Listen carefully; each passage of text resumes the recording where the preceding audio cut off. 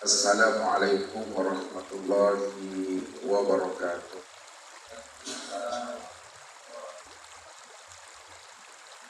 Alhamdulillah, alhamdulillahilladzi nawwara qulubana binuri ma'rifati wal yaqin wa adkhilna ma'al awliya'i was sholihin. Wassalatu wassalamu ala sayyidina Muhammadin nabi sayyidil mursalin wa ala alihi wa sahbihi rasulillahi ajma'in. Qala Allah Ta'ala fil Qur'anil Karim, a'udzu billahi minasy syaithanir rajim, bismillahirrahmanirrahim. Sanurihim ayatina fil afaq wa bi anfusihim hatta yatabayyana lahum annahu al-haq. Wa bil ardi ayatun lil muqinin wa fi anfusikum afala tubsirun. Awalam yatafakkaru fi anfusihim balil insanu ala nafsihi basyirah. Wa'lamu anna fikum Rasulullah. Sadaqallahul Hakim. Bapak Ibu, saudara-saudaraku, Jamaah Tauhid Robbani Bandung, apabila rohani dan jiwa seorang muslimin tidak lagi ditawan, dirantai dan dibelenggu serta diramaikan oleh dunia, nafsu dan akal fikirnya, maka ketika itulah rohani dan jiwa seorang mukmin itu mampu merasakan akan kehadiran dan kedekatan Allah itu yang benar-benar wujud dan nyata pada dirinya. Karena Allah itulah sebenarnya yang menjadi rahasia akan diri setiap insan. Maka jikalau setiap insan itu telah bisa memahami,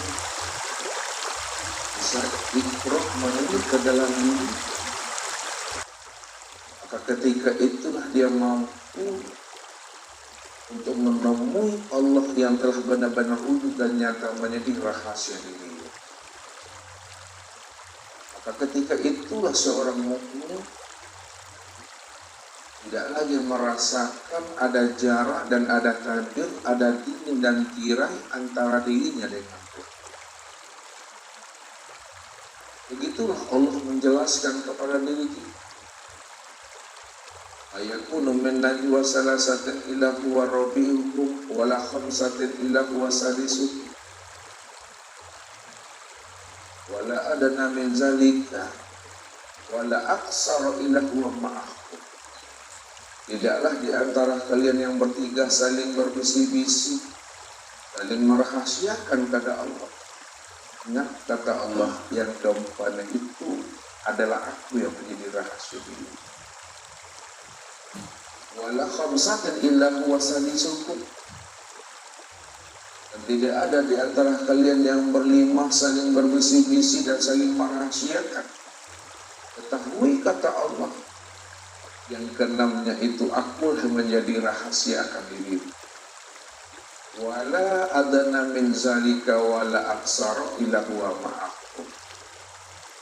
Tidak ada jumlah yang sedikit dan jumlah yang banyak, saling berbisik-bisik dan saling merahasiakan. Ketahui olehmu kata Allah, aku senantiasa hadir menyertai akan dirimu, dan akulah sebenar-benarnya yang wujud dan nyata pada dirimu kata Allah. Ketika Allah telah mengutarakan bahwa dirinya menjadi rahasia akan diri kita, maka mestinya seorang mukmin yang mana hati dan jiwanya telah terpatri, telah terinstal kesadaran Tuhan di dalam dirinya, ketika itulah sebenarnya dia bisa memahami apa yang Allah sampaikan kepada dirinya, wa huwa ma'akum aina ma kuntum. Dianya Allah itu beserta kamu di mana saja kamu berada. Bagaimanapun keadaan kita, situasi dan kondisi kita, dalam keadaan sendiri, dalam keadaan berjemaah. Maka apa kata Allah? Di mana adanya kamu, disitulah nyatanya akan diriku. Maka orang yang sudah terinstan, yang sudah terpatri kesadaran Tuhan di dalam dirinya, maka disitulah dia bisa mengungkapkan kedalaman perasaan hati dan rohaninya itu kepada Allah. Innallaha ma'ana. Sesungguhnya Allah itu betul-betul hadir, wujud dan nyata pada dirimu ini. Itu artinya hubungan kita dengan Allah tidak ada jarak dan batas, Bapak Ibu. Tidak ada namanya takdir dan sekat. Siapa yang mengatakan antara dirinya dengan Allah itu ada batas, ada takdir dan ada sekat, sebenarnya yang membuat jarak dan batas itu antara kita dengan Allah itu adalah ruhani dan jiwa. Apabila ruhani dan jiwa itu diramaikan oleh namanya dunia, ditawan dan dirantai oleh nafsu dan akal fikir, maka supaya hati dan rohani dan jiwa kita itu tetap hadir bersama Allah, tetap ada muncul namanya kesadaran Tuhan di dalam rohani dan jiwa kita. Ada kata ada hijab yang tertanam, ada hijab yang benar-benar berurak berakal di dalam hakikat rahasia diri kita. Maka itu mesti kita bongkar, itu mesti kita robohkan, itu mesti kita cabut, supaya hubungan kita dengan Allah itu tidak ada jarak dan batas. Kalau dibilang jauh-jauhnya tidak berantara, kalau dibilang dekat-dekatnya tidak bersentuhan. Sebab apa? Al-abid wal ma'bud wahid. Karena yang menyembah dengan yang disembah udah satu wujudnya, yang melihat dengan yang memandang udah satu wujudnya. Karena dia sebenarnya yang wujud secara mutlak semata-mata. Disitulah Allah menjelaskan akan kewujudan yang mutlak. Qul huwallahu ahad. Katakan hai Muhammad bahwa Allah itu ahad. Ahad itu maknanya esa. Esa itu maknanya adalah tunggal. Tunggal itu tiada berbeda. Kalaulah makna ahad itu adalah esa, satu tunggal yang tiada berbilang, itu makna yang sebenarnya hanya dia satu-satunya. Hanya dia satu-satunya itu maksudnya tidak ada diri yang lain selain daripada dirinya. Tidak ada diri yang lain selain daripada dirinya. Hanya dia yang wujud secara mutlak. Disitulah Allah bukakan tabir akan keahatan dan ketunggalan dirinya itu. La ilaha illahu kullu syai'in halikun ila wajahahu. La ilaha illahu. Tidak ada yang wujud, tidak ada yang nyata dalam bentuk rupa berbeda wujud yang lain dan nama yang bermacam-macam, ilah huwa, melainkan aku semata-mata, kata Allah. Kullu syai'in halikun. Maka selain daripada diriku nggak pernah ada.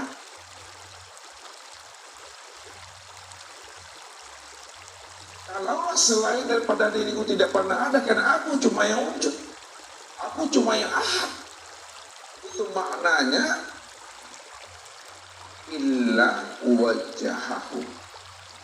Yang ada semata-mata, yang wujud semata-mata pada sekalian alam dalam bentuk rupa berbeda wujud yang lain, itu tiadalah aku, kata Allah.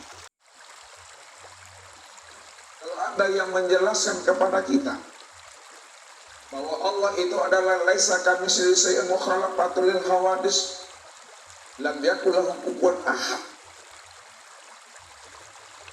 apa yang disampaikan mereka itu benar, karena itu ayat. Tapi ingat, walaupun Allah itu tidak berbentuk dan tidak berupa, namun segala bentuk yang menjadikan Adam itu yang jadi Adam, yang menjadikan insan itu yang jadi insan, yang menjadikan Muhammad itu yang Muhammad. Inilah yang Allah bukakan rahasia insan, Allah bukakan rahasia Adam, Allah bukakan rahasia Muhammad. Apa kata Allah tentang insan? Khalaqal insan ala suratir rahman. Dijadikan insan itu sesuai dengan gambaran dan rupa Ar-Rahman. Ar-Rahman itu aku, kata Allah. Makna hakikat yang sebenarnya, insan itulah sebenar-benarnya aku. Al-insanu nafsi wa ana nafsuhu. Insan itu adalah diriku dan akulah yang sebenar-benarnya dirinya insan itu. Dan Allah bukakan pula rahasia Adam. Wa khalaqa Adam ala kasuratihi. Aku jadikan Adam itu sesuai dengan gambaran rupa diriku, kata Allah.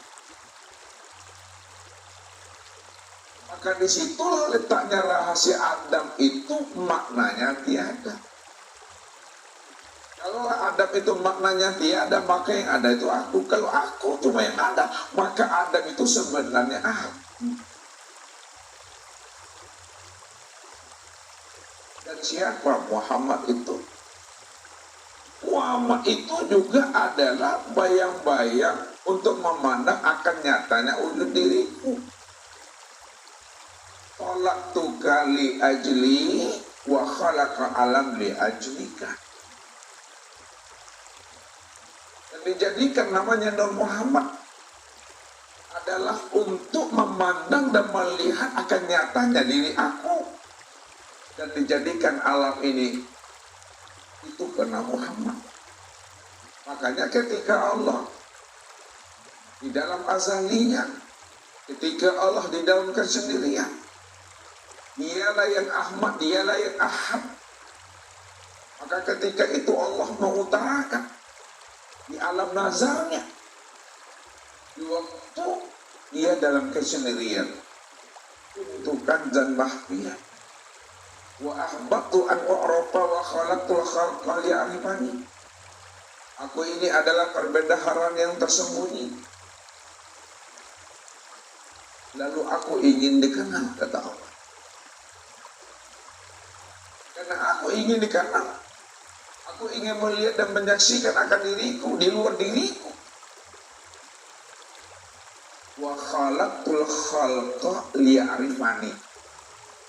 Maka aku ciptakan dan aku jadikan sesuatu itu dari diriku. Mana yang diciptakan, mana yang dijadikan Allah dari dirinya sendiri, untuk melihat dan menyaksikan dirinya. Yang aku ciptakan dan yang aku jadikan dari diriku sendiri, itu tiada lain adalah nur. Setelah Allah menciptakan dan menzahirkan yang namanya nur, supaya nur itu bisa mengenal dan menyaksikan akulah sebenar-benarnya yang wujud dan nyata pada dirinya.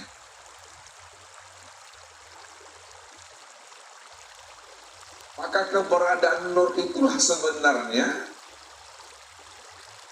yang disebut zuhirnya Allah. Kalaulah keberadaan nur itu adalah zuhirnya Allah, lalu Allah itu apa bagi nur? Allah itulah batinnya nur. Kalaulah keberadaan nur itu adalah sifatnya Allah, maka Allah itulah zatnya. daripada nur itu. Kalaulah nur itu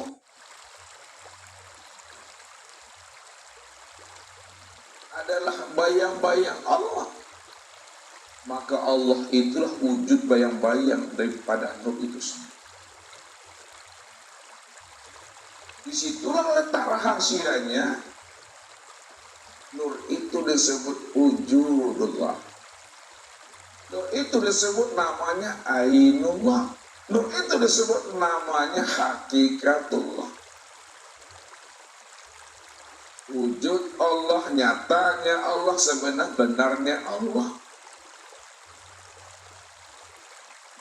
Kenapa yang memandang dengan yang dipandang hakikatnya satu? Karena dia yang wujud, dia cuma yang ada semata-mata. Maka dirinya lah yang nampak pada segala yang ada.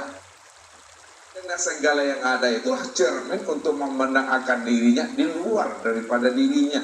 Itulah bahasa yang bisa menghantarkan kita untuk sampai kepada pemahaman bahwa dia adalah tunggal dan esa. Apa bedanya dengan kita Bapak Ibu?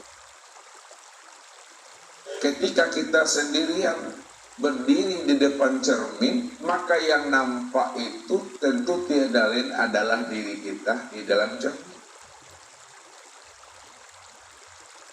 Maka yang di luar cermin dengan di dalam cermin itu bentuk dan rupanya itu sama.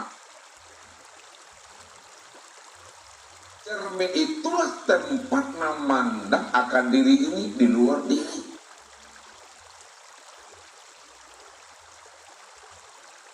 Sekarang mana yang dikatakan cermin, tempat memandang dan melihat Allah di luar dirinya? Itu adalah nur. Maka dalam bahasa thariqat, dalam bahasa tasawuf, nur itu disebut namanya mir'atillah. Nur itu disebut cermin Allah untuk memandang akan wujud nyatanya akan diri Allah. Kalaulah nur itu adalah cermin Allah, tempat memandang akan nyatanya wujud Allah, maka Allah katakan, ini wajatu wajahiyah. Aku hadapkan wajahku kepada wajahnya. Artinya apa? Nur itulah yang dikatakan wajahnya Allah. Tempat memandang akan wajah dan rupa Allah itu sendiri. Jadi bagi orang yang sudah paham, memandang wajah Allah itu memandang wajah sendiri. Wajah sendiri inilah rupa nyatanya wajah Allah itu. Siapa sebenarnya wajah sendiri? Inilah yang turunkan bahasa bahasa hakikat. Inilah yang disebut namanya nur itu. Kalau ini adalah nur, maka nur inilah cermin untuk memandang wajahnya Allah itu. Karena wajahnya Allah itu inilah wajah daripada diri sendiri. Diri sendiri itulah wajah memandang nyatanya akan pandang sama bentuk dan rupanya. Tidak berbeda Bapak Ibu. Disitulah dirahasiakan. Tolak tukali aji. Aku jadikan engkau, aku ciptakan engkau untuk memandang akan rupa wajahku sendiri. Sebenarnya engkau itu adalah cermin aku. Akulah yang mencermin itu, kata Allah. Tidak ada siapa-siapa di situ. Ini bahasa thariqat. Kalau bahasa syariatnya, nur itu yang disebut namanya Abdullah. Nur itu yang disebut namanya Abdullah. Nur itu yang disebut namanya sesuatu. Nur itu disebut namanya alam. Nur itu disebut namanya makhluk. Bahasa kiasnya, yang menjadikan alam itu yang jadi alam, yang menjadikan makhluk yang jadi makhluk, yang menjadikan nur itu yang nur. Maka Allah mengatakan dirinya nur. Allah nurus samawati wal ardh. Allah itu nur. Nurnya itu sudah nyata pada sekalian langit dan bumi. Kalau nur itu sudah nyata pada sekalian langit dan bumi, itu artinya Bapak Ibu tak perlu payah-payah mencari nur itu. Tak perlu payah-payah melihat nur itu. Karena sekalian alam itu adalah nyatanya nur. Kalau sekalian alam ini nyatanya nur, maka bahasa syariatnya disebut namanya makhluk Allah, ciptaan Allah. Kesempurnaan nyatanya Nur Muhammad yang sudah nyata pada Allah, yang disebut namanya makhluk, maka sempurnalah pada diri insan, maka disebutlah dia hamba Allah. Akan tetapi dinaikkan pahamnya ke atas, makhluk Allah, ciptaan Allah, hamba Allah, abdillah, itu adalah cermin diriku. Maknanya yang cermin itu aku, kata Allah. Aku yang sebagai cermin, atau aku yang nampak di dalam cermin itu. Makanya melihat aku, ya pada aku. Tak mungkin melihat aku itu dua diri aku. Aku melihat diriku sendiri. Ketika aku melihat diriku sendiri, ketika melihat itu yang disebut namanya cermin itu sebenarnya. Maka jangan Bapak Ibu tertipu dengan bahasa sebenarnya. Supaya kita tidak tertipu dengan bahasa, maka ulama kasab selalu memberikan pedoman untuk menghantarkan paham kepada kita dari apa yang kita maksud dan kita tuju dari apa yang kita cari selama ini. Apa kata beliau? Mahyaru baina syafatain ilal isyarati wal iktibar. Apa yang keluar dari bibir, apa yang keluar dari lisan, apapun bunyi kalimatnya, apapun bunyi katanya, itu hanyalah menunjukkan isyarat dan iktibar saja. Ambillah makna yang tersirat di balik ujung kata itu. Karena sulit bagi kita untuk menceritakan yang hakikat, Bapak Ibu. Karena sulit bagi kita untuk menceritakan yang hakikat, maka setiap yang kita ceritakan itu ditanggapi, disikapi dengan rasa, ditanggapi dan disikapi dengan rohani dan jiwa. Apa yang disampaikan oleh para ulama itu menunjukkan isyarat dan iktibar.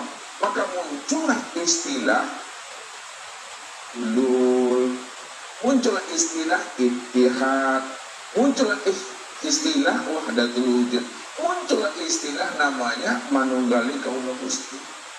Sebenarnya kalam-kalam itu untuk memberikan pemahaman kepada kita bahwa Allah sajalah yang wujud semata-mata secara mutlak. Jadi ulama-ulama kasar itu paham dan mengerti siapa Tuhan yang dia ceritakan itu, siapa Tuhan yang dia maksudkan itu, siapa Tuhan yang diyakini itu. Tapi untuk menghantarkan pemahaman tentang Tuhan, karena dia sudah paham dan mengerti Tuhan itu siapa dan siapa dirinya, maka muncullah kalimat ittihad, hulul, wahdatul wujud dan manunggali kaula Gusti itu. Sebenarnya kalam itu menghantarkan kepada kita apa yang disampaikan oleh beliau untuk mengesahkan Allah yang wujud semata-mata selain dirinya tidak pernah ada. namun muncul suatu masalah dan problem ketika alam itu keluar, Bapak Ibu. Sebab apa? Sesuatu yang sudah paham, sesuatu yang sudah jelas kita tentang siapa Allah, siapa alam dan siapa diri kita. Lalu dijelaskan juga yang sudah jelas, diterangkan juga yang sudah terang, maka makin kabur dan makin tak jelas lagi makna yang sebenarnya. Payah kita mengambil contoh, Bapak Ibu.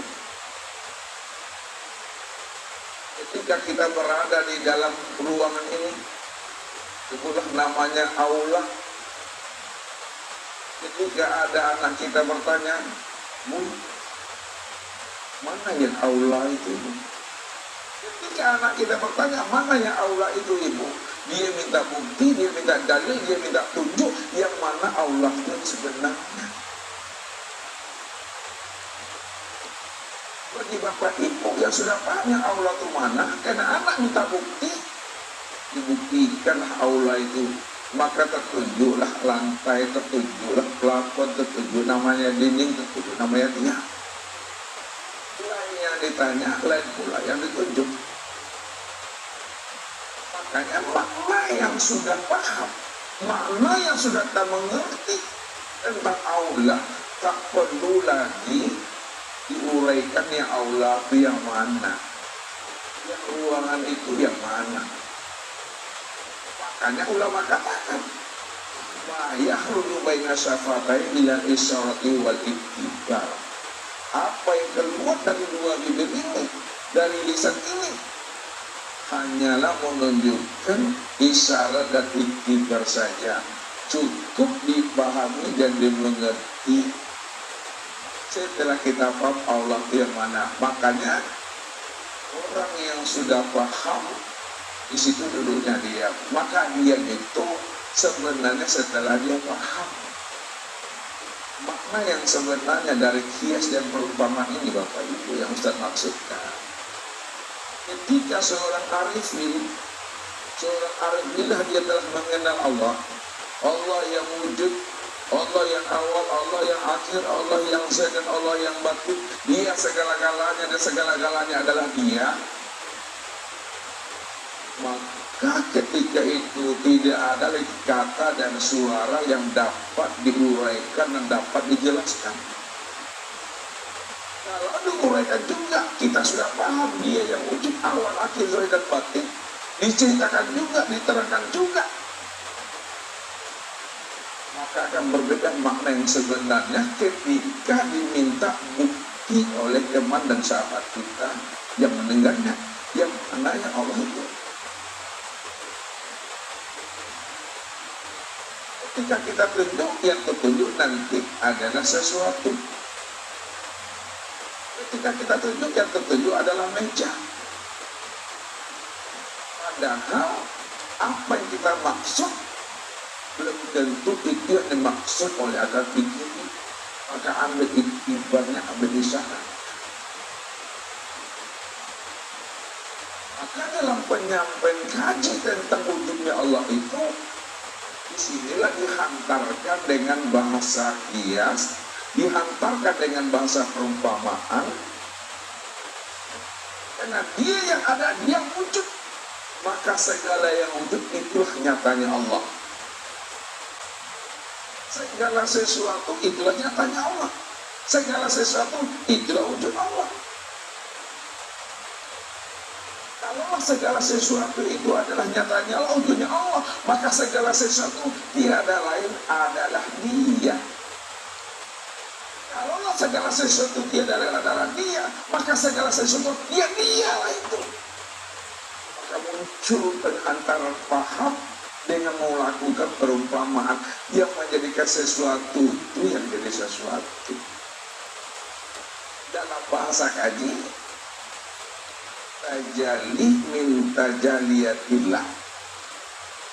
Alam dan sesuatu itu, itulah penampakan dirinya.